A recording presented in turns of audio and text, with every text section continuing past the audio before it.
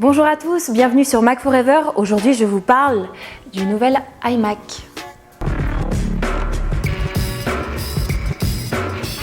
This is the brand new iMac.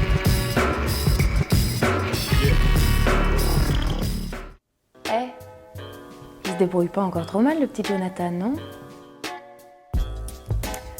Ce que tu remarques en premier quand tu le sors de la boîte, c'est vraiment son poids. C'est carrément dingue, ils l'ont divisé par deux. Celui-là, il fait moins de 6 kg. En fait, il est tellement léger qu'au final, c'est plus vraiment un ordi. Oh, un iPod 20 pouces. Trop bien, merci Loulou. Mais comment tu fais? Mais c'est pas mieux ton truc là, hein? Dans ton lit, même chose, t'as plus besoin de t'éclater les yeux devant ton MacBook Air. Hey Loulou, je sais que l'écran est plus grand, mais il est censé y avoir des zombies dans ton truc là au Walking Dead. Bon, pour l'iPod... Putain, j'ai doublé mon temps, comment ça se fait? Non, franchement, c'est vrai que c'est sympa d'avoir un design toujours plus fin, plus léger. Mais à un moment donné, tu te demandes quand même, c'est quoi le but au juste? Pouvoir prendre le métro avec? L'iMac, c'est quand même un truc qui va de toute façon ramasser la poussière sur ton bureau. Alors qu'il pèse 1 ou 10 kilos, on s'en fiche un peu, non? Et puis, qu'il soit épais ou pas, vu qu'on le regarde de face, c'est quoi l'intérêt? En fait, depuis 10 ans, le design n'a pas tellement changé. Ils ont inventé ce concept monobloc avec tout l'ordinateur dans l'écran. Mais maintenant, c'est tellement compact que tu peux même plus l'ouvrir. Par exemple, sur ce modèle, c'est quasi impossible de changer la RAM ou même le disque dur. T'as pas intérêt à trop te planter au moment de la commande. Sinon... Tu as aimé la semaine pour le Mac Mini, la ventouse des iMac à écran touch. Tu vas adorer l'ouvre-boîte des nouveaux iMac de 2012. N'oublie pas ton rouleau de scope double face pour le refermer. Bon, ils ont enlevé le Super Drive, mais c'est vrai qu'on ne l'utilisait plus vraiment. Par contre, ils avaient mis un petit lecteur Blu-ray ou un autre disque dur. Vous avez vu? Le port pour la carte SD est enfin derrière la machine. Ils auraient quand même pu y penser avant, hein. Ça aurait évité de mettre toutes ces cartes dans le lecteur CD. Oh, ça va, on l'a tous fait, hein. Vous savez, c'est comme le CD qu'on se trompait parfois de...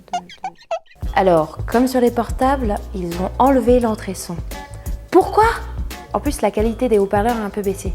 Du coup, on vous conseillera vraiment de mettre des enceintes à côté. Ou alors de vous payer un bon casque. Bon, le FireWire, on peut comprendre qu'il soit plus là vu que l'USB 3 est 10 fois plus rapide. Et puis, vous pouvez toujours l'avoir via un adaptateur. C'est juste bizarre qu'il ait laissé sur le Mac Mini et pas sur l'iMac. Question puissance, on n'a vraiment pas été déçus par le Quadricœur. Mais c'est dommage que le Core i7 ne soit pas en standard. L'option est quand même à 200 €, presque le prix d'un Fusion Drive. Bon, la carte graphique, vous verrez dans notre vidéo, c'est correct, mais sans plus. Si vous voulez un truc qui envoie vraiment du lourd dans les jeux ou dans les logiciels pro, vous n'avez pas le choix, il faut prendre le 27 pouces haut de gamme. C'est vraiment dommage qu'Apple mette que des cartes graphiques destinées aux portables. Mais bon, ils n'ont pas trop le choix avec leur boîtier. Comment tu vas arriver à mettre ça là-dedans? C'est pas évident. Le Fusion Drive, c'est vrai que c'est pas mal. T'as presque les pertes d'un SSD et la capacité de stockage d'un disque classique. Mais Apple le facture assez cher, de 150 € alors qu'on trouve des SSD de 512 Go à seulement 100 € de plus. L'écran est toujours très beau, les couleurs sont superbes et il y a beaucoup moins de reflets sur ce modèle. La machine est aussi très silencieuse grâce à des tout nouveaux ventilateurs. Niveau autonomie, rien à dire, on a rechargé une page web toutes les 30 secondes, l'iMac s'est jamais arrêté. Sauf quand on l'a débranché. Pour le choix du modèle, le 27 pouces reste très avantageux vu la différence de prix. Sauf pour les petits budgets, le premier 21 pouces est une très bonne machine pour le tarif. Pour plus de conseils sur les options et sur la machine en général, il faudra aller lire le test complet sur Mac Forever. Et si tu t'abonnes pas à notre chaîne, je te jure, je la bute. Si, c'est vrai, je le fais.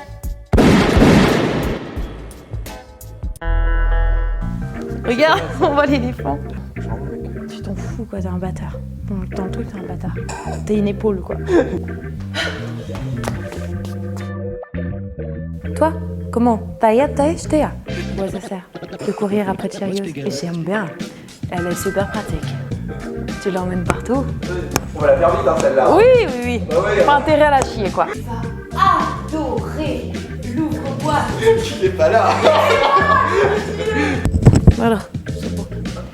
Bon, alors, ils ont enlevé le Super Drive, le Fusion Drive. Fais des rêves si tu me regardes. C'est pas évident. Ah ouais? Comment tu fais? Alors comment il fait? Comment tu fais? Bande de geeks.